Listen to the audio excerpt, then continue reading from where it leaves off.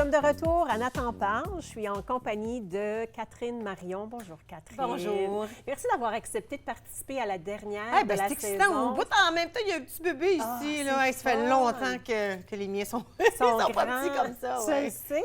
Puis, tu sais, on discutait un petit peu avant l'émission, à savoir de quoi on allait parler ce soir. Bon, il y a plusieurs choses. On peut parler de toutes sortes de choses avec toi. C'est vraiment le fun.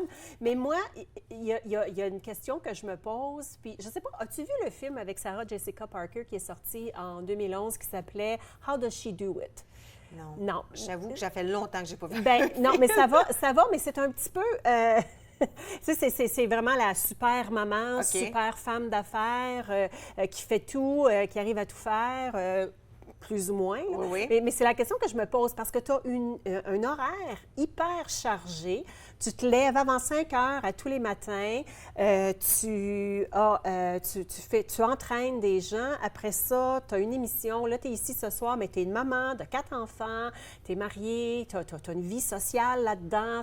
Donc, comment tu t'organises dans ta journée pour arriver à tout faire, mais surtout pour garder ton niveau d'énergie aussi? Wow! J'ai plein de petits trucs. Des listes. J'ai des listes constantes sur mon téléphone. J'ai un agenda que je garde avec moi. Sinon, j'oublie des choses. Puis, tu sais, on n'arrête jamais de réfléchir. Je pourrais être en plein milieu d'interviewer quelqu'un entre nous, puis là, je me rappelle, oh, les enfants n'ont pas de lait. Comme je sais pas si c'est une affaire de maman, je pense. Ça nous rentre dans la tête les choses au pire des moments. C'est pas le bon temps, mais si j'écris pas ces choses-là, je vais les oublier. Alors, je me fais des listes, je mets tous mes rendez-vous, comme ça, je peux être comme certaine. Un petit calepin à Oui. côté de ton... Non, pas entre nous, non, là. parce que ça... Mais des fois, j'ai mes notes de quand j'interviewe les gens, puis des fois, quelque chose me vient en tête, puis ça a l'air comme si j'écris quelque chose par rapport, mais des fois, c'est comme, oublie pas d'acheter du lait après. Ça m'arrive. Pas souvent, mais ça m'arrive. Je pense pour réussir, je dois... C'est une leçon qui était difficile parce qu'on fait pas ça. Quand on est maman, on a tendance à tout donner aux autres. Toujours, toujours, toujours.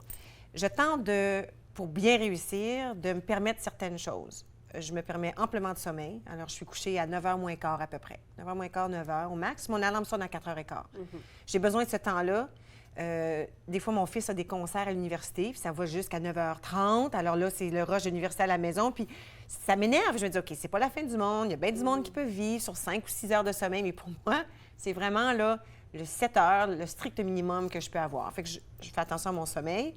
Aucun alcool la semaine, parce que c'est horrible pour le sommeil. Les gens pensent que ça aide beaucoup.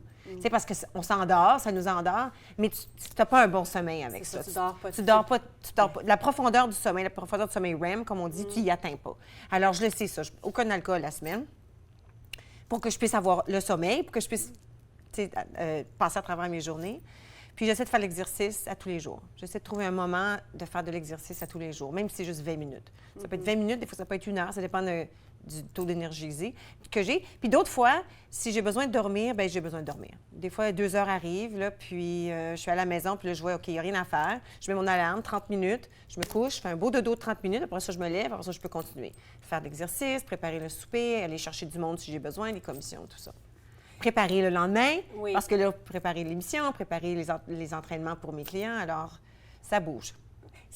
Tu dis que tu fais de l'exercice. Quel est l'exercice que tu privilégies? Bien, ça dépend du temps de l'année. À ce temps-ci, j'aime beaucoup le vélo, mais pour moi, c'est une affaire d'1 heure. Alors, si j'ai le temps, les fêtes de semaine, j'y vais longtemps. On fait 75 à 120 km, ça dépend de ce qui est planifié.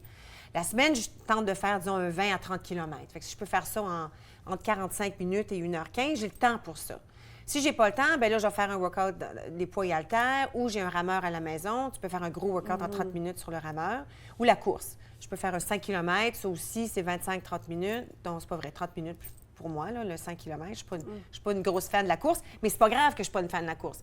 L'important, c'est de faire beau, quelque chose, l'important, c'est de faire quelque chose. L'important, c'est de bouger. Même si je suis fatiguée, je dois le faire parce que c'est ça, en fait compte, qui me redonne de l'énergie. Même si j'ai l'impression d'être vraiment fatiguée, là. Tu fais jamais un exercice, puis quand tu as fini, tu te dis « Zut, je regrette ça ». Tu le regrettes jamais. Ça ne te tente pas quand tu le commences. Tu as acheté tes souliers, puis tu te dis « Je devrais-tu ». Puis là, tu ouvres la porte, « Je devrais-tu ». Va te recoucher, va te recoucher.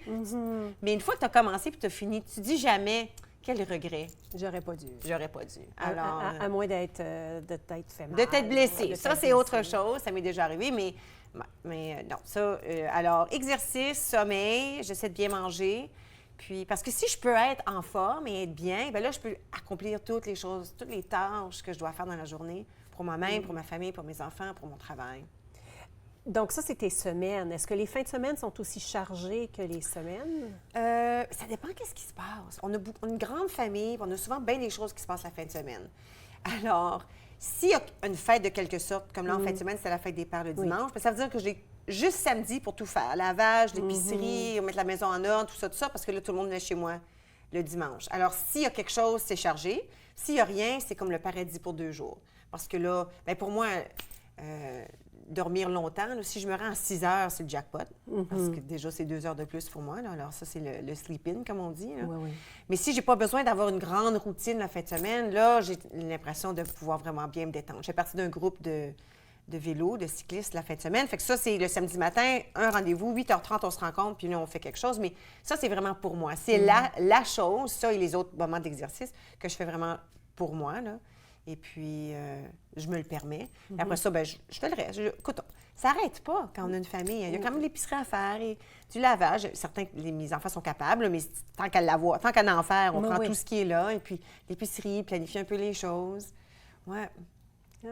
Et puis, donc, est-ce que tu te permets, comme tu as dit, les fins de semaine, si on n'a rien à faire, c'est le paradis, mais est-ce que ça arrive que tu vas te planifier une journée de congé? Comme la fin de semaine, samedi, je vais faire le vélo, mais après ça, on planifie absolument rien parce que j'ai besoin de me recharger. Imagine-toi donc, j'ai planifié ça pour en fin de semaine. Parce que là, c'est nous autres aussi, entre nous, ça termine. On termine vendredi. Et puis, vendredi après-midi, je m'en vais avec la roulotte, puis je m'en vais camper pour 4 jours. Avec rien d'autre. Je vais amener mon téléphone en cas d'urgence, mais tout va être fermé. Tu y vas seul ou tu y vas avec les enfants? Je peux pas y aller tout seul parce que je suis pas capable de conduire. Je suis pas capable de conduire puis de tirer la roulotte. C'est comme 33 pieds, ça fait rien derrière le camion, là, puis je suis pas très... Moi, j'arrive au site, puis ils me disent « Ah oui, il faut que tu recules dans ton... » Moi, je vais être comment qu'il laisse faire. Alors, Michel va venir avec moi, mais c'est comme... Il vient avec moi, mais on sait qu'est-ce qu'on fait. On fait rien. Tu sais, on planifie rien, on va faire du vélo s'il fait beau, s'il est censé pleuvoir, c'est pas grave. Je vais lire, je vais dormir. Je vais lire, je vais dormir. Juste un gros rien. J'ai besoin de faire ça, mais comme tu le dis, ça m'arrive pas souvent. Ça m'arrive pas souvent où je planifie rien, parce que même quand je suis à la maison, puis je me dis, OK, là, tu sais quoi, là, je vais rien faire. Là, je m'installe, je vais rien faire. Là, je vois là-bas, ah, zut, il faudrait peut-être que je coupe cette plante-là, elle est trop grande. Là. Ah, tu sais quoi, ça fait longtemps que j'ai pas, tu sais, je devrais vider mon garde-robe. La seconde qu'on dirait qu'on a du temps pour les chez nous, on pense à quelque chose à faire, puis je suis pas capable de m'arrêter de le faire. Alors, pour pouvoir, c'est plus facile. Je vais pouvoir me retirer. La roulotte est déjà pleine, est préparée, tout est à l'intérieur. J'ai juste besoin de faire un peu d'épicerie parce que c'est juste 4 jours quand même. Là. Mais une fois que je suis là-bas, je vais juste essayer. Puis ça prend toujours quelques jours. Puis on se dit, quand on va en vacances, là, même quand on a 2 semaines, là, mais ça, les 3 premiers jours, on est encore... Oui. On est encore... Alors, ça va peut-être juste seulement le 4e jour que je vais vraiment avoir une détente, mais au moins, je ne pourrai pas faire des choses de la maison. Je vais être là. Il n'y aura pas grand-chose. Moi, je me paye un grand luxe cette année. Je n'ai jamais fait ça. J'ai pris 1 mois de congé. Wow! Tu vas-tu rester à la maison? Non. Ben non, on va au Nouveau-Brunswick parce que la famille de mon mari est là. Et puis, un chalet, on a loué un chalet au bord de l'eau. Et je me planifie beaucoup de moments de lecture, justement, au bord de l'eau. Ça me nos ressource vacances, c'est énormément. comme ça. Comme quand on planifie 2 semaines de vacances au mois d'août, dans le sud. Alors, ça aussi, c'est des moments où il n'y a rien. Mais tu sais, quand tout le monde est là quand même, faut que je quand même fasse un petit peu d'épicerie. C'est pas la fin du monde parce qu'on est ailleurs, mais les responsabilités sont pas toutes parties. Merci. Non, c'est beau, hein? C'est moi qui parle trop, hein? C'est un thème aujourd'hui. À tantôt!